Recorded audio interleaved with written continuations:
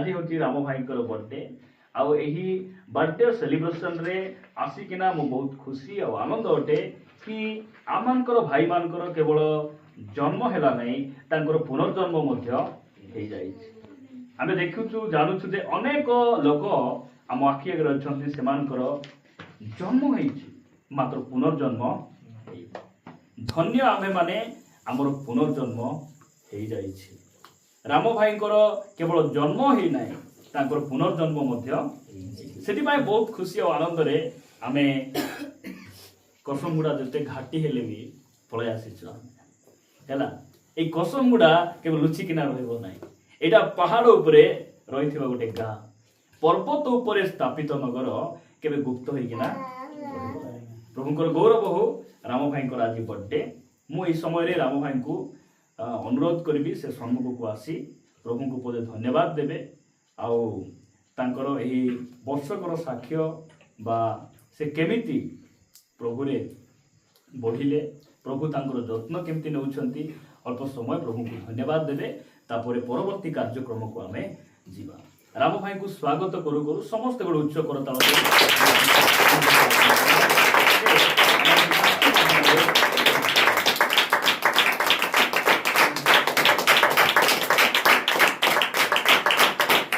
मो जिते प्रभु को निकट में आइली प्रकार सुंदरा नी कि प्रकार नी शरीर एमती थिला किंतु मोर व्यवहार मोर कथबार्ता मोर चालीचलन ठीक नथिला मो प्रभु को धन्यवाद देउछि कि प्रभु मोर जीवन रे एते कार्य करिसंती कि से तांकर से अनुग्रह को भूली पारिबिनी तांकर से दया को भूली पारिबिनी हे पारे मो प्रभु को दृष्टि रे बहुत गुडे भूल कली तांकर कथा को बाध्य हेली किंतु प्रभु प्रत्येक परिस्थिति रे मते संभालुचंती एति पई मो प्रभु को पुनर्बार मो धन्यवाद देउछि आ विशेषकर सबुठ बड़ जिनस हूँ मत जो परिचालना प्रभु देउछंती प्रत्येक विषय पथर चलवाई यहाँ हूँ मोर गोटे बहुत बड़ वरदान अटे मुझे आपण मान सत कथा कहूँ मुझे सभा गीता मिस कले मोर जीवन को टिके भितर बहुत जली जाए आउ मोर तो अनेक साक्ष्य आपण मैंने शुणी मोर बैकग्राउंड आपण जानी मु क्यों अवस्था थी मद पी चोरी करी विभिन्न प्रकार समस्या थी किंतु प्रभु मते जगत रे छाड़ी देथिले जगतर विषय टिके जाके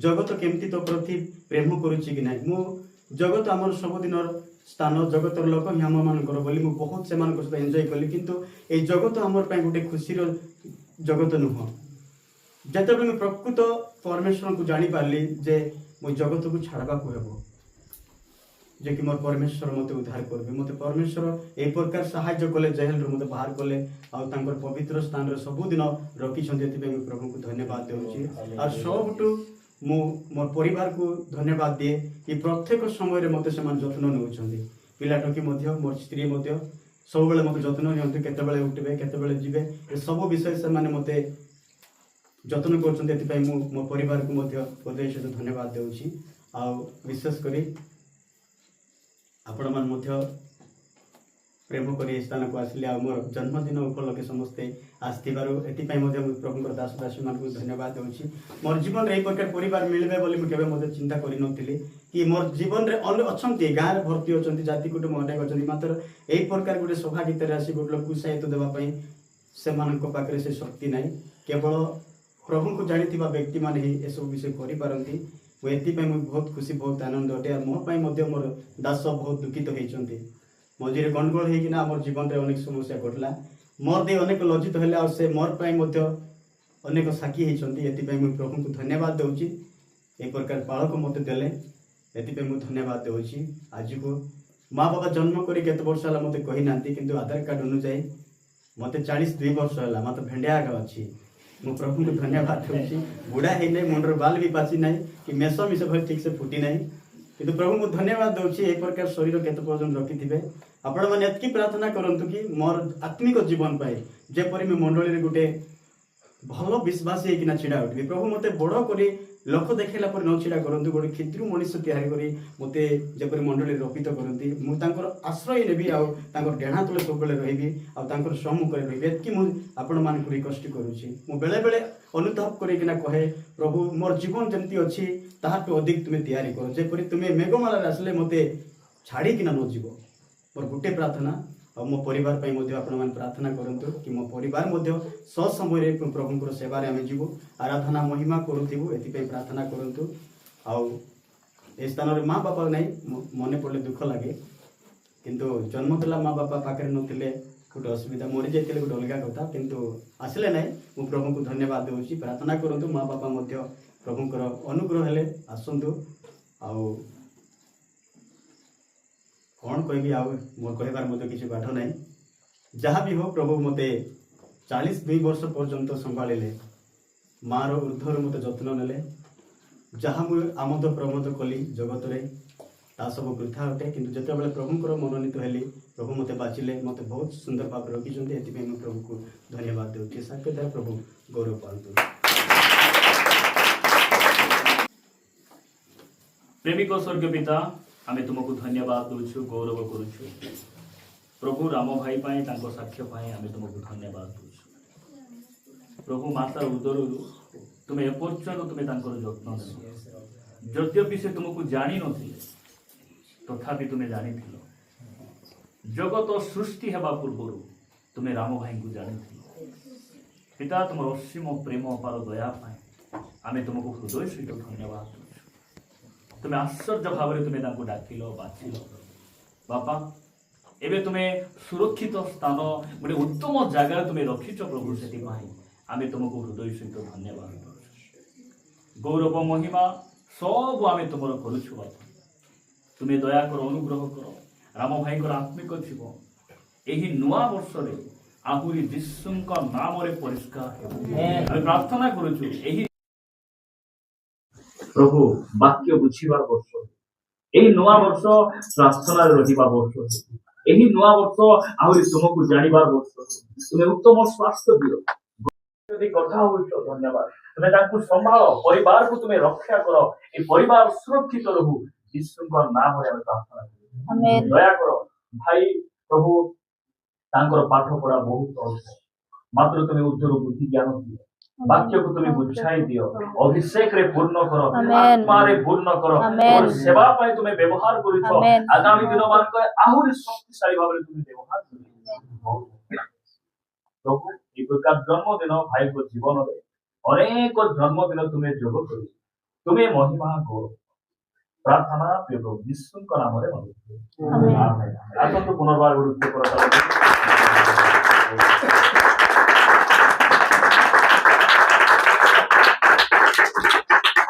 ପ୍ରଭୁ ବହୁତ ସୁନ୍ଦର ସମୟରେ ପ୍ରଭୁ ଆଣିଛନ୍ତି। ମୁଁ ପ୍ରଭୁଙ୍କୁ ଧନ୍ୟବାଦ ଦିଏ, ଆଉ ମୁଁ ପ୍ରଭୁଙ୍କର ଗୌରବ କରେ। ଆଜି ହେଉଛି ରାମ ଭାଇଙ୍କର ଜନ୍ମଦିନ, ଆଉ ଏହି ଜନ୍ମଦିନ ଅବସରରେ ପୁନର୍ବାର ରାମ ଭାଇଙ୍କୁ ଆମେ ମଣ୍ଡଳୀ ତରଫରୁ, ପରିବାର ତରଫରୁ ଅନେକ ଅନେକ ଶୁଭେଚ୍ଛା ଆଉ ଅଭିନନ୍ଦନ ପୁନର୍ବାର ଆମେ ଜ୍ଞାପନ କରୁଛୁ। ପ୍ରଭୁ ସଚ୍ଚ ଭାବରେ ଆଶୀର୍ବାଦ କରନ୍ତୁ, ତାଙ୍କର ଯତ୍ନ ନିଅନ୍ତୁ। ଆସନ୍ତୁ ଆଜିର ଏହି ଜନ୍ମଦିନ ଉତ୍ସବରେ ପ୍ରଭୁଙ୍କ ବାକ୍ୟରୁ ଆମେ ଅଳ୍ପ ସମୟ କଥାବାର୍ତ୍ତା ହେବା। ମୋ ସହିତ ଆପଣମାନେ ତୃତୀୟ ଯୋହନ ପତ୍ରକୁ ଆସିବେ। ପ୍ରେରିତ ଯୋହନଙ୍କ ତୃତୀୟ ପତ୍ର, ତୃତୀୟ ଯୋହନ ପଢିବେ, 3 ପଦ ପଢନ୍ତୁ। କାରଣ ଭାଇମାନେ ଆସି ଯେତେବେଳେ ତୃତୀୟ ଯୋହନ,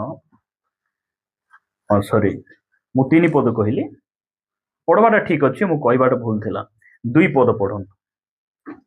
ପ୍ରିୟ ବନ୍ଧୁ, ପ୍ରିୟ ବନ୍ଧୁ, କେମିତି ବନ୍ଧୁ?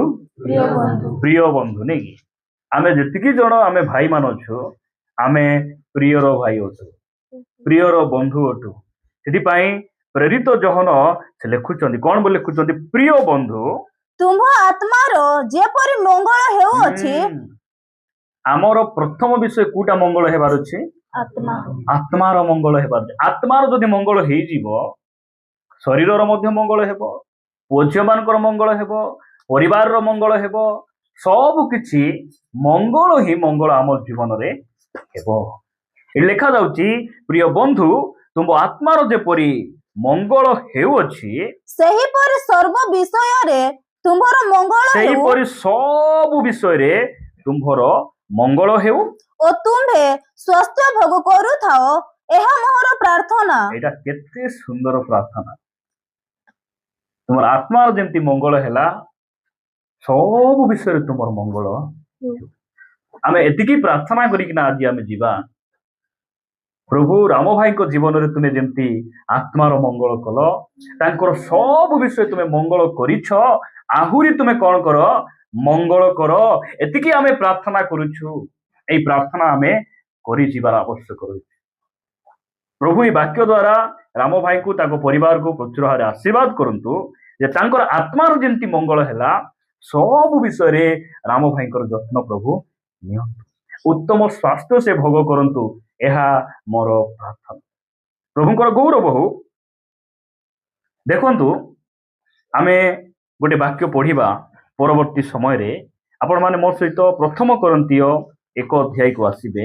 ପ୍ରଥମ କରନ୍ତୀୟ 1 ଅଧ୍ୟାୟ ପଢିବେ, 26 ପଦରୁ ପଢନ୍ତୁ। ପ୍ରଥମ କରନ୍ତୀୟ 1 ଅଧ୍ୟାୟ 26 ପଦରୁ ପଢ। କାରଣ ହେ ଭାଇମାନେ ତୁମ୍ଭମାନଙ୍କ ଆହ୍ୱାନ ବିଷୟ ଭାବି ଦେଖ। ତୁମ୍ଭମାନଙ୍କର ଆହ୍ୱାନ ବିଷୟ ଭାବି ଦେଖ। ପରମେଶ୍ୱର ତୁମକୁ କେମିତି ଆହ୍ୱାନ କରିଛନ୍ତି ସେଇଟା ତୁମେ ଭାବିକିନା ଦେଖ, ତୁମେ ଚିନ୍ତା କରିକିନା ଦେଖ। ତୁମର ଆହ୍ୱାନ ବିଷୟ ଭାବି ଦେଖ। ପରମେଶ୍ୱର ଆମକୁ କଣ କରିଛନ୍ତି? ଆହ୍ୱାନ କରିଛନ୍ତି। ଆହ୍ୱାନ ବୋଲି କହିଲେ କଣ? ଆମକୁ ସେ ଡାକିଛନ୍ତି।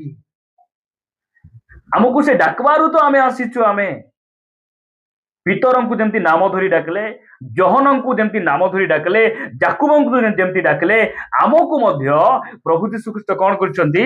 ନାମ ଧରି ଡାକିଛନ୍ତି। ରାମ ଭାଇଙ୍କୁ ପ୍ରଭୁ କଣ କରିଛନ୍ତି? ନାମ ଧରି ଡାକିଛନ୍ତି। ସାମୁଏଲ ଭାଇ କେବେ ଡାକବାକୁ ଆସିଥିଲେ କି? ମୁଟ୍ରୁଗୁଡା ଆସିଥିଲେ, ଜେଲରେ ଆସିଥିଲେ। କିଏ ଆସିଥିଲେ? ସ୍ୱର୍ଗର ପରମେଶ୍ୱର ତାଙ୍କୁ ଡାକବା ପାଇଁ ନିଜ ପରିବାରରେ ସେ ଆସିଲେ। ଜେଲରେ ସେ ଗଲେ, ଘରେ ଆସିଲେ ଆଉ ସେ କହିଲେ, ରାମ ଖରା, ଘନ ଖରା, ମୁଁ ତୁମକୁ ଡାକୁଛି, ତୁମେ ମୋର ପଛରେ ଆସ, ମୋର ଅନୁଗମନ କର। ପ୍ରିୟ ମାନେ, ରାମ ଭାଇଙ୍କୁ ଦୁନିଆର କୌଣସି ବ୍ୟକ୍ତି ଡାକି ନାହାନ୍ତି। ରାମ ଭାଇଙ୍କୁ ଏ ସମାଜର ବଡ ଲୋକମାନେ ଡାକି ନାହାନ୍ତି। ସ୍ୱର୍ଗର ପରମେଶ୍ୱର ନାମ ଧରି ଡାକିଛନ୍ତି। ନାମ ଧରି ଡାକିଛନ୍ତି। ଏଟା କେତେ ସୌଭାଗ୍ୟର ବିଷୟ। ସେଥିପାଇଁ ସାଧୁ ପାଉଲ ସେ କହୁଛନ୍ତି, କଣ କହୁଛନ୍ତି? ତୁମର ଆହ୍ୱାନ ବିଷୟ ଟିକେ ଭାବି ଦେଖ। ତାପରେ ସାଂସାରିକ ମତାନୁସାରେ, ସଂସାରର ମତ ଅନୁସାରେ, ଏଇ ଜଗତର ବିଷୟ ଯଦି ଆପଣ ମାନେ ଭାବିବେ, ଚିନ୍ତା କରିବେ, ସାଂସାରିକ ମତାନୁସାରେ ଅନେକ ଜ୍ଞାନୀ, କେତେଟା ଜ୍ଞାନୀ? 2 ଜଣ ନା 3 ଜଣ? 10 ଜଣ ଜ୍ଞାନୀ? କେତେ ଜଣ? ଗଣି ହେବ ନାହିଁ। ଅନେକ ଜ୍ଞାନୀ, ଅନେକ କ୍ଷମତାପନ୍ନ, ଅନେକ କ୍ଷମତା ପ୍ରାପ୍ତ ଲୋକମାନେ, କଲେକ୍ଟର ମାନେ ଅଛନ୍ତି, ସରପଞ୍ଚ ମାନେ ଅଛନ୍ତି, ୱାର୍ଡ ମେମ୍ବର ଅଛନ୍ତି, MLA ଅଛନ୍ତି। ଏଇ ସଂସାର ମତ ଅନୁସାରେ ଆମେ ଯେଉଁ ଅଞ୍ଚଳରେ ଅଛୁ, ଆମ ଠାରୁ ହାଇ ଲେଭେଲ ଲୋକମାନେ ଅଛନ୍ତି କି ନାଇଁ? ହାୟର କ୍ୱାଲିଫିକେସନ, ଧନବାନରେ ଅଧିକ, ଆମ ଠାରୁ ରୂପରେ ମଧ୍ୟ ସୁନ୍ଦର, ଶିକ୍ଷିତ ଲୋକମାନେ ଅନେକ ଲୋକ ଅଛନ୍ତି, ବହୁତ ଲୋକ ଅଛନ୍ତି। ତାପରେ ବା ଅନେକ କୁଳୀନ ଆହୁତ ହୋଇନାହାନ୍ତି। ଅନେକ କୁଳୀନ ବୋଲେ ବଡ ଜାତି ନାଇଁ କି? ସମାଜର କହିବା ହିସାବରେ ଆମେ ଲୋକଙ୍କ ଦୃଷ୍ଟିରେ କେମିତି ଥିଲୁ? ଆମେ ଛୋଟ ଜାତି ଥିଲୁ। ଆମେ ଛୁଇଁ ଦେଲେ ସେମାନେ ଅଶୁଚି ହେଇଯିବେ। ଆମେ ଟ୍ୟୁବୱେଲରେ ଛୁଇଁଲେ ସେମାନେ ପାଣି ନେବେ ନାହିଁ। ପାଣି ଆଉ ଗୋଟେ ଥର ଢାଲି ଟ୍ୟୁବୱେଲକୁ ସଫା କରି ସେମାନେ ପାଣି ନେବେ।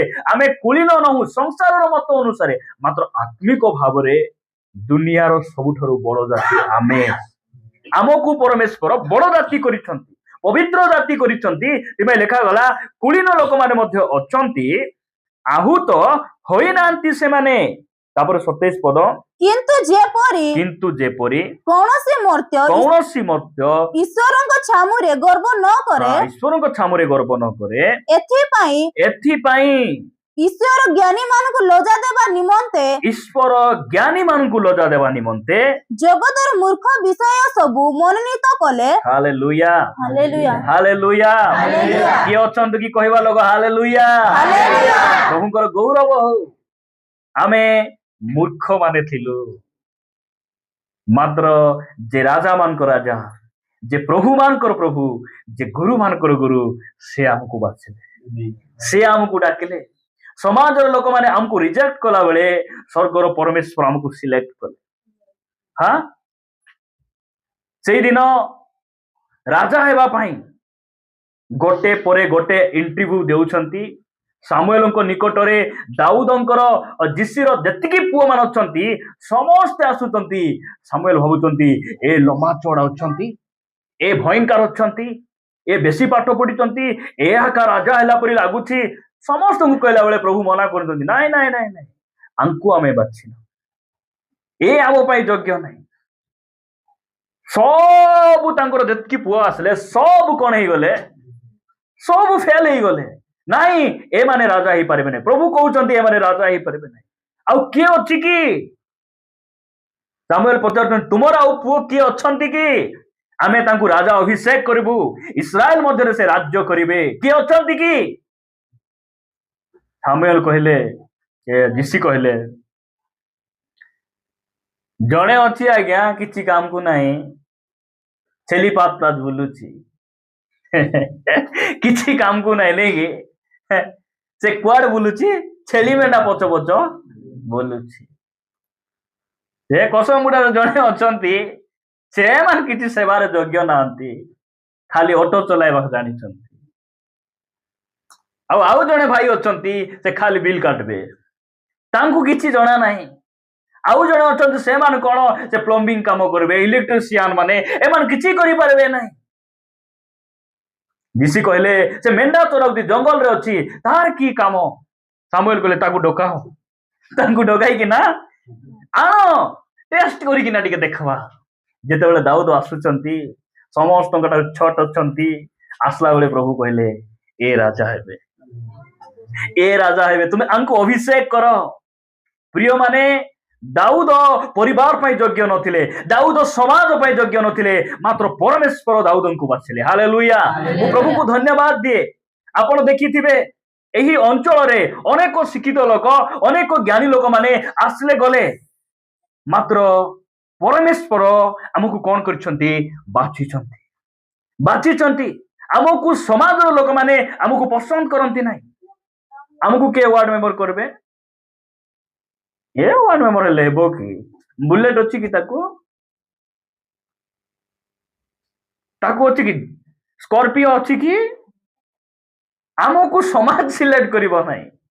ସମାଜ ସିଲେକ୍ଟ କରୁ କି ରିଜେକ୍ଟ କରୁ ଆମର କିଛି ଯାଇ ଆସେ। ଆମକୁ କିଏ ସିଲେକ୍ଟ କରିଛି? ସ୍ୱର୍ଗ ଆମକୁ ବାଛିଛି। ସ୍ୱର୍ଗର ପରମେଶ୍ୱର ଆମକୁ ବାଛିଛନ୍ତି। ଏଇଟା ହଉଛି ଆମ ପାଇଁ ବହୁତ ବଡ ଆଚିଭମେଣ୍ଟ, ବହୁତ ବଡ ଆଶୀର୍ବାଦର ବିଷୟ। ମୁଁ ପ୍ରଭୁଙ୍କୁ ଧନ୍ୟବାଦ ଦିଏ। ଏଠି ଲେଖା ଯାଉଛି ଯେ ଜ୍ଞାନୀ ମାନଙ୍କୁ ଲଜ୍ଜା ଦେବା ନିମନ୍ତେ ଜଗତର ମୂର୍ଖ ମାନଙ୍କୁ ପ୍ରଭୁ ବାଛିଲେ। ନେଇକି ଚର୍ଚ୍ଚରେ ବେଶୀ ପାଠ ପଢିଲା ଲୋକମାନେ ଥିବେ, ଖୁବ ବାଟେ କିଛି କାମକୁ ନାହିଁ, ନା ବାଇବେଲ ହେଲେ ଠିକ ପଢି ପାରୁଥିବେ, ନା ଶୀଘ୍ର ବାଇବେଲ ହେଲେ କାଢୁଥିବେ, ନା ଉଠିକିନା ସାମ୍ନାରେ ଆସି ଟିକେ ଲିଡ୍ କରୁଥିବେ, ନା ଗୋଟେ ଗୀତ ଗାଇକିନା ଏନକରେଜ କରୁ, କିଛି ନାହିଁ। ହଁ, ମୁଁ ବେଶୀ ପାଠ ପଢିଛି, କିଛି କାମକୁ ନଇଲାଟା। ପୂଜାରୀପୁର ଦେଖିଛନ୍ତି ଯୋଗେନ୍ଦ୍ର ଭାଇଙ୍କର ପାଠ କେତେ? ମୁଁ କାହାକୁ ଛୋଟ ଉଚ୍ଚ କରିକି କହୁନାହିଁ, କିନ୍ତୁ ପରମେଶ୍ୱର ସେଇ ପ୍ରକାର ଭାବରେ ବାଛନ୍ତି। ରାମ ଭାଇ ଲିଡ୍ କଲା ବେଳେ ଅନେକ ଥର ଆମେ କଣ କରିଛୁ? ଆତ୍ମାରେ ପୂର୍ଣ୍ଣ ହେଇଛୁ। ରାମ ଭାଇ ସେ ଏତେ ଶିକ୍ଷିତ ନୁହନ୍ତି, ମାତ୍ର ସେ ଠିଆ ହେଇ କେମିତି ସେ କଥା ହଉଛନ୍ତି। ମୁଁ ଯାଇଥିଲି ଗୋଟେ ମଡ଼ା ଘରକୁ, ଭାଇଙ୍କ ସହିତ ମିଶିକିନା ଆମେ ଯାଇଥିଲୁ, ରାମ ଭାଇ ସହିତ ସେ ମାରାଡ ଭିତରେ ଯାଇଥିଲୁ। ମତେ ପଚାରୁଥିଲେ ରାମ ଭାଇଙ୍କୁ ଦେଖି, ଏ ଭାଇ କୋଉଠି ପାଷ୍ଟର ହେଇଛନ୍ତି? ଏ ଯୋଉ ଭାଇ ତୁମ ସହିତ ଆସିଛନ୍ତି, ଏ କୁ ମଣ୍ଡଳୀର ପାଷ୍ଟର ହେଇଛନ୍ତି?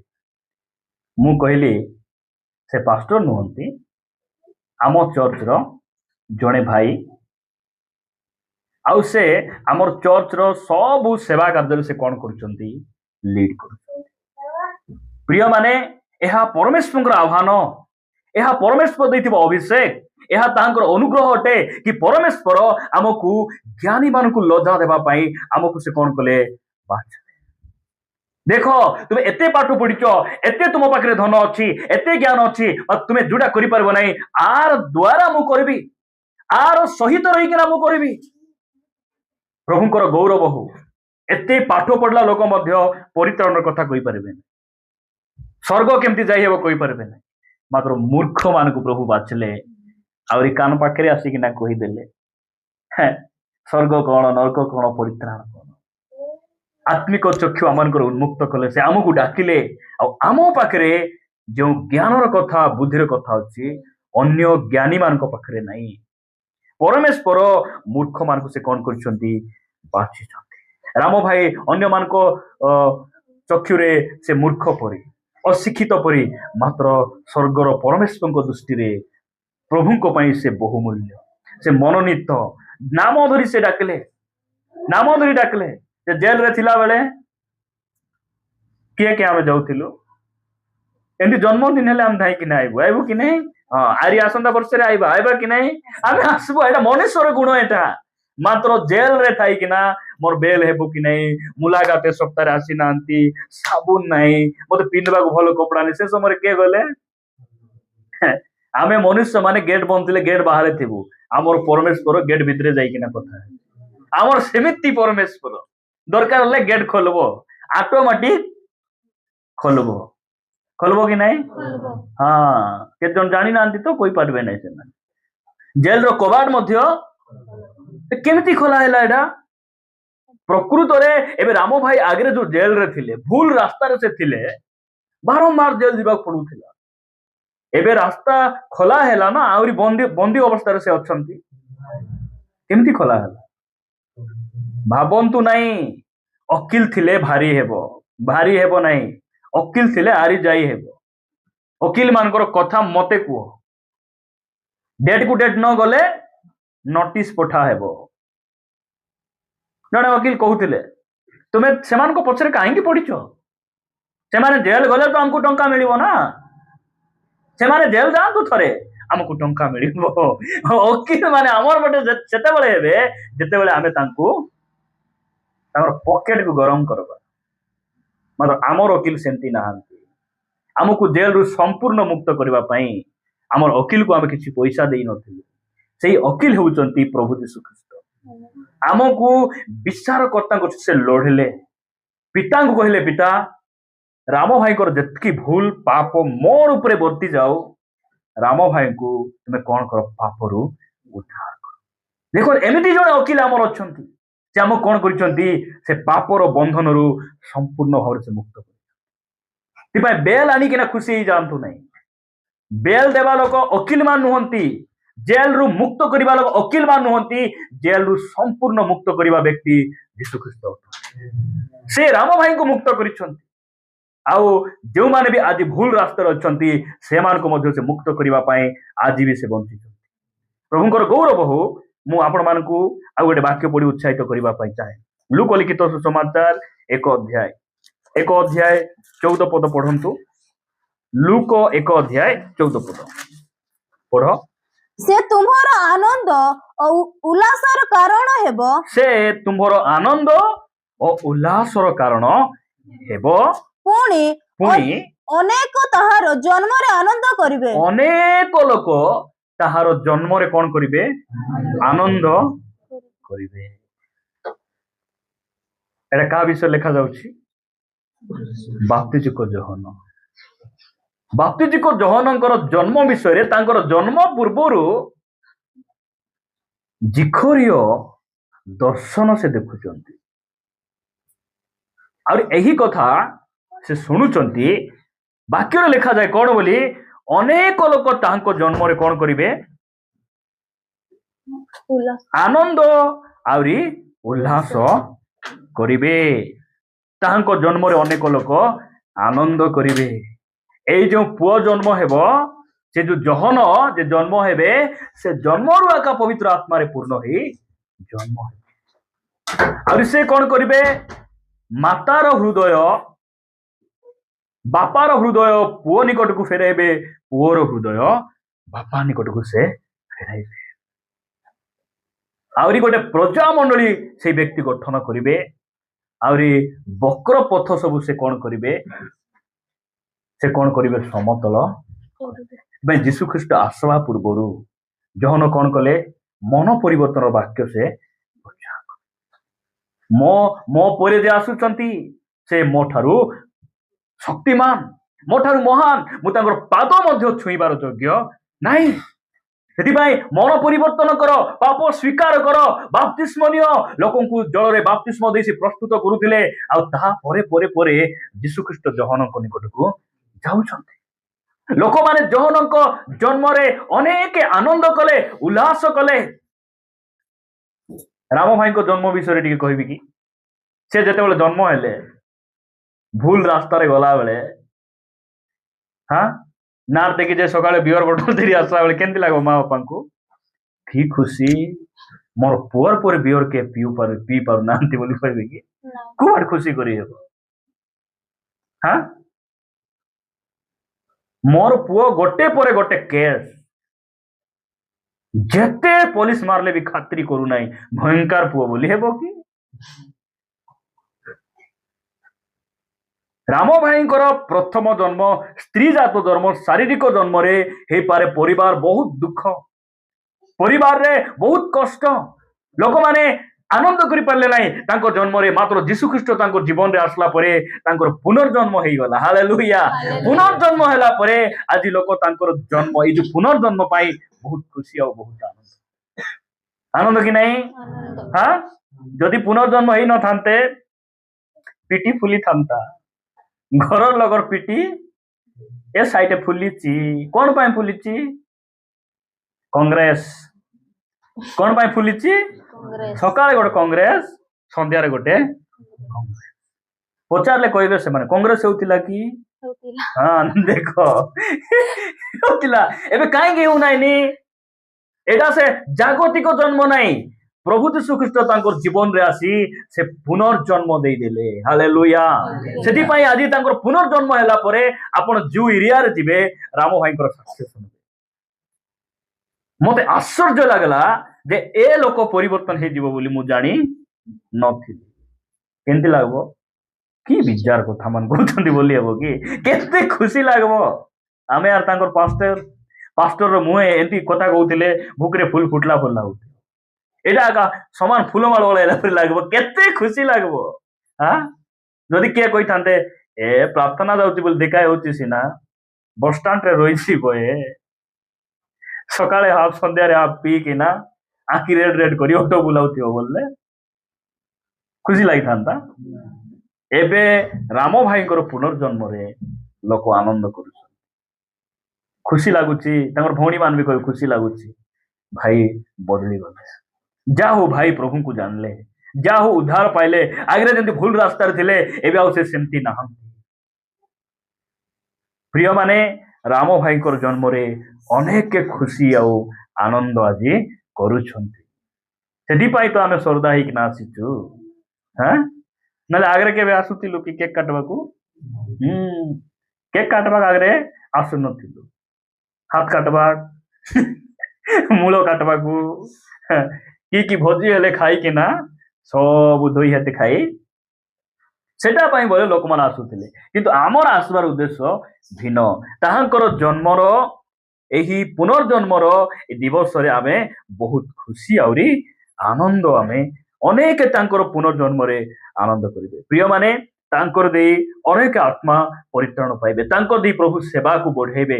ତାଙ୍କର ଦେଇକିନା ଲୋକ ତାଙ୍କୁ ଦେଖିକିନା ଅନୁପ୍ରାଣିତ ହଉଛନ୍ତି ଆହୁରି ହେବେ ହେବେ। କାହିଁକି? ଏଟା ଜାଗତିକ ଜନ୍ମ ନାହିଁ। ପରମେଶ୍ୱର ତାଙ୍କର ଜନ୍ମକୁ ଡିଫରେଣ୍ଟ ଭାବରେ କଣ କରିଛନ୍ତି? ତାଙ୍କୁ ପୁନର୍ଜନ୍ମ ଦେଇଛନ୍ତି। ସେଥିପାଇଁ ଜନ୍ମଦିନ ଆସିଲା ବେଳେ ଯେତିକି ଖୁସି ହେବୁ ନା, ଏ ଯୁବା ଯୁବତୀ ମାନେ ଗାଲେ କେକ୍ লিপালুপি ହଉଥିବେ, ମୁଣ୍ଡେ ରାମ୍ପଡ଼ା ରୁମ୍ପଡ଼ି ହଉଥିବେ। ତୁମର ତ ପୁନର୍ଜନ୍ମ ହେଇନାହିଁ, ତୁମେ ତ ପାପ ଛାଡି ନାହ, ପରିବର୍ତ୍ତନ ହେଇନାହ। ଆଜି ବି ତୁମେ ଲୁଚି ଲୁଚି କୋଉ ପିଲା ସହିତ କଥା ହଉଛ, ଆଜି ବି କୋଉ ଝିଅ ସହିତ ତୁମେ ପଛ ପଛ ଯାଉଛ। ତୁମର କି ବର୍ଥଡେ? କି ବର୍ଥଡେ ତୁମର? ମା ବାପା ଟିକେ ଜନ୍ମ ଦେଲେ ଆହୁରି ଉବକା ଖାଇ ଖାଇ ତୁମର ଉତ୍ପାତ ହେଲେ ହେବ କି? ଭଲରେ ବର୍ଥଡେ କାହାର ପାଳନ କରିବା କଥା? ବୟସ୍କ ମା ବାପା ମାନଙ୍କର ଭଲ ବର୍ଥଡେ ସେମାନଙ୍କର ସେଲିବ୍ରେଟ କରିବା। ବୁଝୁଛନ୍ତି? ବର୍ଥଡେ କାହାର ଭଲରେ ସେଲିବ୍ରେଟ କରିବା କଥା? ବୟସ୍କ ମା ବାପା ମାନଙ୍କର। ସେମାନେ ଛୋଟ ବେଳରୁ କେମିତି ପରିସ୍ଥିତି ଦେଇ ଆସିଲେ, ମା ପୁଅ ଝିଅ ମାନଙ୍କୁ ଜନ୍ମ ଦେଲେ, ବଡ କଲେ, କଷ୍ଟରେ ଖାଇଲେ ନାହିଁ, ପିଇଲେ ନାହିଁ, ଲୋକଙ୍କୁ ଖୁଆଇକିନା ବଢେଇଲେ, ତାଙ୍କର ବର୍ଥଡେ ସେଲିବ୍ରେଟ କରିବା କଥା। ଆଉ ଏମାନେ ବୟସ ହଉଥିଲେ ବାପ୍ତିସ୍ମ ନେବେ ନାହିଁ, ଚର୍ଚ୍ଚରେ ରାଇଟ ଟାଇମ ଆଇବେ ନାହିଁ, ବଡଙ୍କୁ ଜବାବ ଦେବେ। କି ବର୍ଥଡେ ସେମାନଙ୍କର? କି ବର୍ଥଡେ? କେତେ ଜଣ ଭାବୁଛନ୍ତି ଆମର ବର୍ଥଡେ ହେବ ନାହିଁ କାହିଁକି ଯେମିତି ପ୍ରଚାର ହେଉଛି ଆଜି ଗଲା ପରେ ହେବ, ମନା ନାହିଁ, କିନ୍ତୁ ମୁଁ କହୁଛି ପୁନର୍ଜନ୍ମ ନ ହେବା ଲୋକର କି ଜନ୍ମ? ସେଇଦିନ ନିକୋଦିମକୁ ପ୍ରଭୁ କହିଲେ ପୁନର୍ଜନ୍ମ ନହେଲେ ତୁମେ ଈଶ୍ୱରଙ୍କ ରାଜ୍ୟ ଦେଖିପାରିବ ନାହିଁ। ପୁନର୍ଜନ୍ମ ନହେଲେ ଖୁସି ଆଉ ଆନନ୍ଦର ବିଷୟ କଣ? ଯେଉଁମାନଙ୍କର ପୁନର୍ଜନ୍ମ ହେଇଯାଇଛି ସପ୍ତାହକୁ ଗୋଟେ ଲାଖ ବର୍ଥଡେ କରୁଥିବାର, ବଢିଆ ବାପ୍ତିସ୍ମ ନେବା ଡେଟ୍ ମାନେ ମନେ ରଖିଥିବାର, ଆଜି ମୋର ବାପ୍ତିସ୍ମ ହେଇଥିଲା ଏଇ ଡେଟ୍ରେ, ଆସ ଭାଇ ଟିକେ ଆମେ ଟିକେ ପ୍ରଭୁଙ୍କୁ ଧନ୍ୟବାଦ ଦେବା, କେତେ ଖୁସି ଲାଗୁ। ପ୍ରଭୁଙ୍କର ଗୌରବ ହଉ। ପ୍ରିୟମାନେ, ମୁଁ ଆପଣମାନଙ୍କୁ ଆଉ ଗୋଟେ ବାକ୍ୟ ପଢ଼େଇଦେବି, ତାପରେ ଆମେ ସମାପ୍ତ କରିବା। ମାଥ୍ୟୁ 26 ଅଧ୍ୟାୟ 23 ପଦରୁ ପଢ଼ନ୍ତୁ।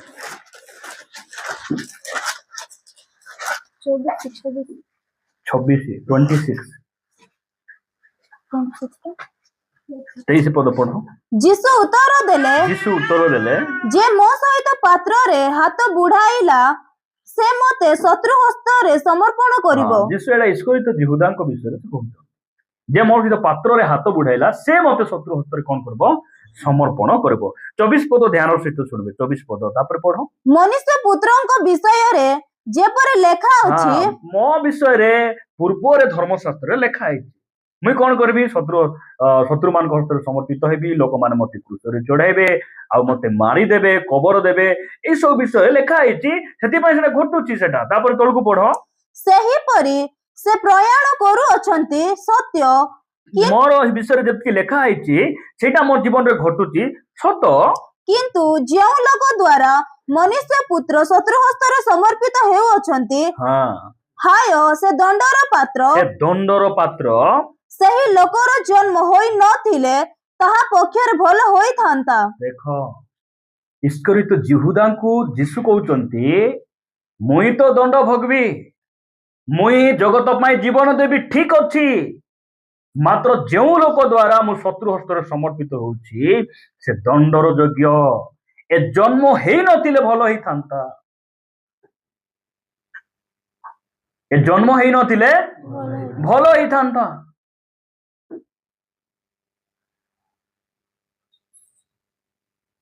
ପ୍ରଭୁ ଆମମାନଙ୍କୁ ଅନୁଗ୍ରହ କରନ୍ତୁ।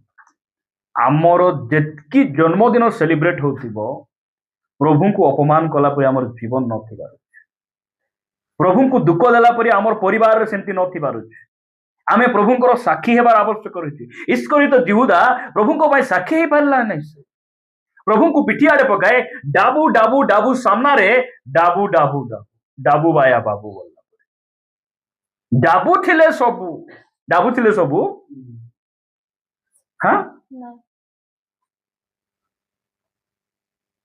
ଥିଲେ ବହୁତ କିଛି କରିହେବ, ମାତ୍ର ସବୁ କିଛି କରିହେବ ନାହିଁ, ସବୁ କରିହେବ ନାହିଁ। ପଇସା ଅଛି ବୋଲି ଆମେ ସମାନ ଧରି ଆଇବୁ 8x8 ଖଟିଆ, ରୁମ୍ ସେଠିକି ନଥିବ, 8x8 ଖଟିଆ, ଶୋଇଲେ ନିଦ ନାହିଁ। ପିଠି ଆଡେ ଚୁଲ ଚୁଲ ବତା, ଶୋଇ ନାଇଁ ରି ରାତି, ଶୋଇବୁ ନାଇଁ ରି ତୁଇ ଶୋଇପାରିବୁ ନାଇଁ, ରାତି ଶୋଇ ପାରିଲି ନାଇଁ, ପିଠି ଆଡେ ସୁଜି ମୁସଲା ପୁରୀ ହଉଥିଲା। କଣ ପାଇଁ ସେମିତି ହଉଥିଲା? ଆରେ ଏତେ ଟଙ୍କାର ଖଟିଆ ଆଣିଲ ଭାଉଜ, କେମିତି ନିଦ ଆସୁନାହିଁ ନା? କେମିତି? ମୁଇଁ ହେଲେ ମହଙ୍ଗାର କଥା ହେଇଥାନ୍ତି, କେବେ ପ୍ରାର୍ଥନା ନାହିଁ, ଉପବାସ ନାହିଁ, ନିଦ ଆଇବ? ପଇସା ଦେଲେ ଖଟିଆ ସିନା କିଣି ହବ, ନିଦ କିଣି ଆଣି ହବ କି? ଯା ଝିଅ ଭାଣଜି ରିଆ ଯାଇକିନା 3 କେଜି ନିଦ କିଣି ଆଣ। ବୋଲି କୋଉଠି ମିଳୁଛି ସେଟା? ଠିକ ଅଛି ମା, ମୁଁ 3 କେଜି କି ମୋର ପାଖରେ ଆରି କେତେ ଅଛି, ଆକାତରେ 5 କେଜି ଧରି ଆସିଥିବି ବୋଲିକିନା କୋଉଠୁ ଆଣିବ ସେଟା? କଣ ନିଦ ମିଳୁଛି କିଣିଲେ? ସେଥିପାଇଁ ଡାବୁ ଥିଲେ ବହୁତ କିଛି କରିହେବ, ସବୁ କିଛି କରିହେବ ନାହିଁ। ଇସ୍କରିତ ଯିହୁଦା ଭାବଲା ଡାବୁ ଆକାଶକୁ, ଯୀଶୁଙ୍କୁ 30 ଟଙ୍କାରେ ବିକି ଦେଇ ଖସରି ଗଲା ପୁରୀ ଢାବୁ ଧରି ଉଷୁମ ଉଷୁମ ଲାଗୁଛି ମୁଣା ପକାଇ ଦେଇକିନା ହେଇଛି, ଯାହା ହଉ ମିଳିଗଲା, ପାଇଗଲି ରେ ପାଇଗଲି, କେନ୍ ରହିଲାଟା ଗୋଟେ ପାଇଗଲି ବୋଲିକିନା ଯୀଶୁଙ୍କୁ ପିଠି ଆଡେ ଫିଙ୍ଗି ଦେଇ ଲୋକମାନେ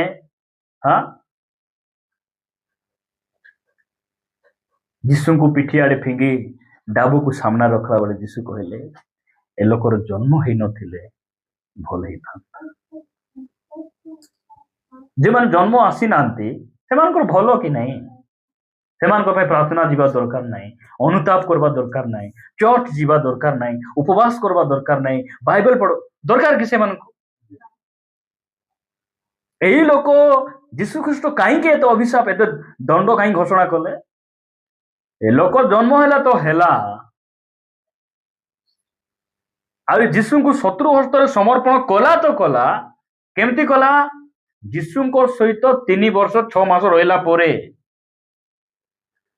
यीशु सहित 3 वर्ष 6 मास सांगरे बसी सांगरे उठी सांगरे खाई गोटे शोई मिसिकिना आश्चर्य कर्म करी सबू कला परे ए कौन कर यीशु को यीशु कहले लोक जन्म हेई नथिले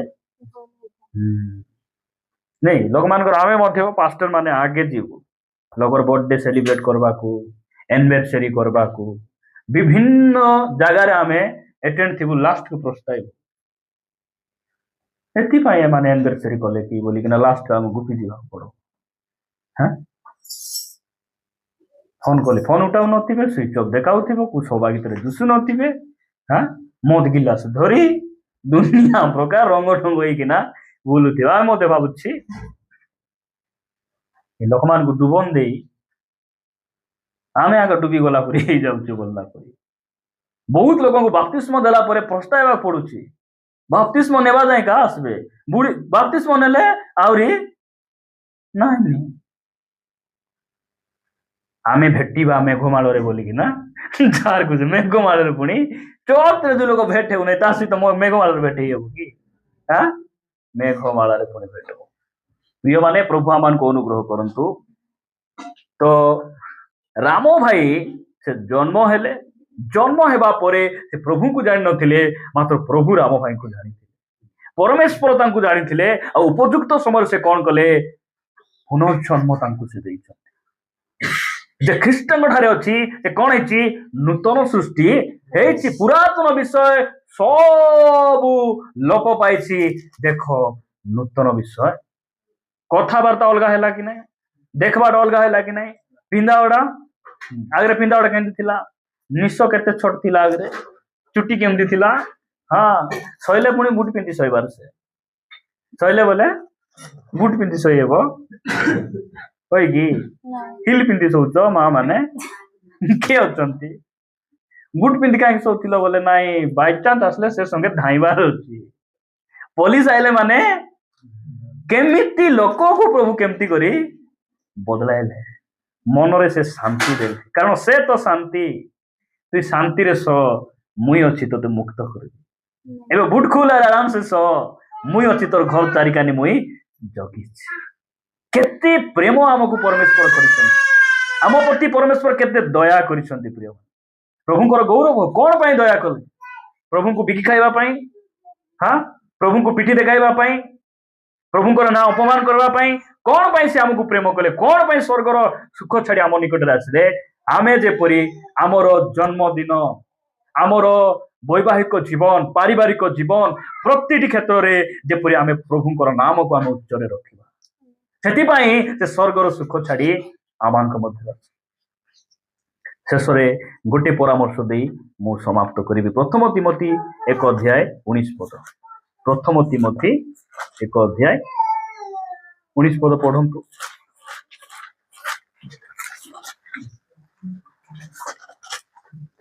विश्वास और सूची विवेक धरी रख हाँ एटा पाउलो तिमोथी को से लेखुचंदी कौन बोले विश्वास आउरी सूची विवेक धरी रख नहीं विश्वास मु सकाळे कहउतली विश्वास बिना प्रभु को खुशी करे हेबो नाही आउरी सूची विवेक जेमती राम भाई कहउतले जदि मु कोन सी सभाइटा गोटे गली नाही मोर भितरे कोन हे जीवो बेसी जंत्रणा बोले से सेटा को बोले हमको बुझला परि से कहि पारु नथिले सहभागिता न गले विवेक हमको कोन करे दोषी करे काकू किछि कहि देले से दिन जाक मन खराब हो जाए गोटे धार्मिक व्यक्ति जदि जनातरे किछि हम देखिदेलु किछि भूल हो गला मन खराब लागे एटा होछि सूची विवेक ବିବେକ ବଞ୍ଚିଛି ବୋଲି ତାର ଅର୍ଥ। ବିବେକ ମରିଗଲା ପରେ ମଦ ପିଇଲେ ବି କିଛି ଲାଗିବ ନାହିଁ, ଖରାପ ଭିଡିଓ ଦେଖ ତୁମକୁ କିଛି ଲାଗିବ ନାହିଁ, ତୁମେ ଯାହାର ସହିତ ହାତ ଧରି ବୁଲିଲେ ବି କିଛି ଲାଗିବ ନାହିଁ। ରଥଯାତ୍ରାରେ ଗଲେ ଏଟା ଉଦ୍ଦୀପନା ସଭାରେ ଆସିଛି ବୋଲା ପରି କାହିଁକି ଏମିତି ଲାଗୁଛି? ବିବେକ ମରିଗଲା। ପାରାଲିସ୍ ହେଇଥିବା ହାତ ନିଆଁରେ ଭରିଲେ ବି ଜଣା ପଡିବ ନାହିଁ।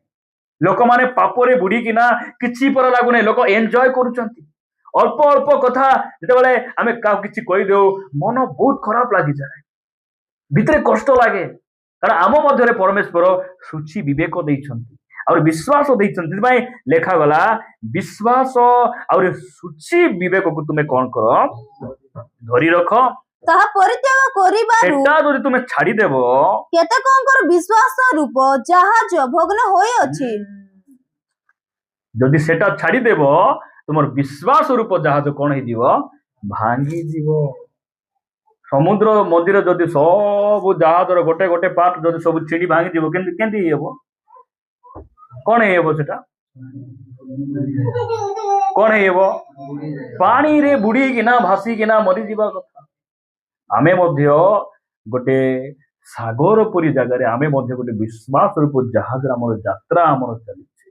ଆମେ ବିଶ୍ୱାସକୁ ଆଉ ସୂଚି ବିବେକକୁ ଧରି ରଖିବା। ହଁ, ଉପରେ ତ ଭଲ ଅଛି, ଗାଧା ଫଦା ହେଇଛି, ଭୟଙ୍କର ଚୁଟି କାଟିଛି, ଇନ୍ କରିଛି, ଧଳା ସାର୍ଟ ପିନ୍ଧିଛି, ମୁଁ ଭୟଙ୍କର ବେଗ ଓଳା ହେଇକିନା ଚାଲବାର ସବୁ ଠିକ ଅଛି। ତୁମର ବିବେକ ଭିତରେ ସୂଚି ଅଛି କି? ତୁମେ ଲୋକଙ୍କୁ ଦେଖିଲେ କେମିତି ଦେଖୁଛ, କଥାବାର୍ତ୍ତା ତୁମର କେମିତି? ଏଇ ସବୁ ବିବେକକୁ ଆମେ କଣ କରିଅଛି? ସୂଚି ରଖିବାର ଅଛି। ଦିନେ ପ୍ରଭୁଙ୍କ ଦାସ ଏମ୍ ସାମୁଏଲ ସେ ମିଟିଂ ପାଇଁ ବାହାରିଲେ, ଷ୍ଟେସନରେ ଠିଆ ହେଇଛନ୍ତି। ହେଲେ ସମୟ ହେଇଗଲା, ଯାଉ ଯାଉ ଟ୍ରେନ ଆସିଲା, ସେ ଟ୍ରେନରେ ଚଢିଦେଲେ। ଟିକେଟ କରିନାହାନ୍ତି ଟ୍ରେନରେ ଚଢିଦେଲେ। ଚଢିଲା ପରେ ଟିଟି ପିଟି କିଛି ଧରି ନାହିଁ, ଆରାମରେ ସେ ପହଞ୍ଚିଗଲେ। ପହଞ୍ଚିଲା ପରେ ସେ କଣ କଲେ?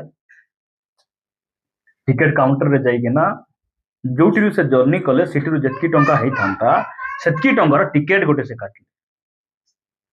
ଟିକେଟ କାଟିଲେ ଆଉ ଟିକେଟକୁ ଏମିତି ଚିରିକିନା ଫୋପାଡ଼ି ଦେଇ ସେ ମିଟିଂକୁ ଆହୁରି କେତେ ଖ୍ରୀଷ୍ଟିଆନ ହେଲେ, ଧାର୍ମିକ ଖ୍ରୀଷ୍ଟିଆନ ମାନେ, ଯାହା ହଉ ପ୍ରାର୍ଥନା କରି ଟ୍ରେନରେ ଚଢିଥିଲି, ଟିଟି ରାଙ୍କି ଭୁଲକି ଗଲା, ବିନା ଟିକେଟରେ ମୁଁ ପହଞ୍ଚିଗଲି। ପ୍ରାର୍ଥନାର ଶକ୍ତି ଅଛି ନା ଆଉ ବୋଲିକି ନା ଆମେ କଣ କରିବୁ? ସେମିତି ଆମେ ବଞ୍ଚୁ। ସୂଚି ବିବେକ ସେମାନଙ୍କ ମଧ୍ୟରେ ନାହିଁ। ସୂଚି ବିବେକ କଣ? ସୂଚି ବିବେକ ଲୋକଙ୍କର ଅନ୍ୟାୟ କରିବା ପାଇଁ ଦିଏ ନାହିଁ। ସୂଚି ବିବେକ କ୍ଷତି ସହ୍ୟ କରେ, ଅନ୍ୟାୟରେ ଲୋକର ଟଙ୍କା ଆଣେ ନାହିଁ। ପ୍ରଭୁଙ୍କର ଗୌରବ ହଉ।